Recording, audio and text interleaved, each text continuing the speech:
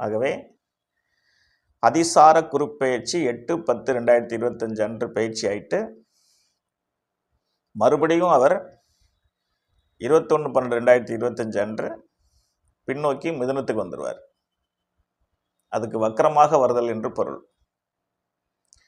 நிரந்தரமான குருப்பெயர்ச்சி மே மாதம் பிற்பகுதியில் நடக்கும்.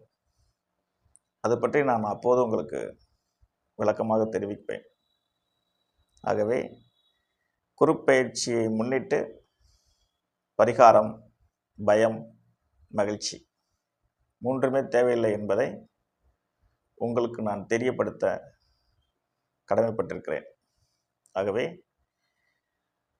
எல்லோரும் எல்லா நலங்களும் பெற்று வாழ அவரவர் ஜாதகத்தை அவரவருக்கு விருப்பமான இடத்தில் வருடம் ஒரு முறை ஜாதகத்தை காட்டி என்னென்ன காரியங்கள் செய்வதாக இருக்கிறதோ அதுக்கான கேள்வியை கேட்டு பதில் தெரிந்து கொள்ளவும்.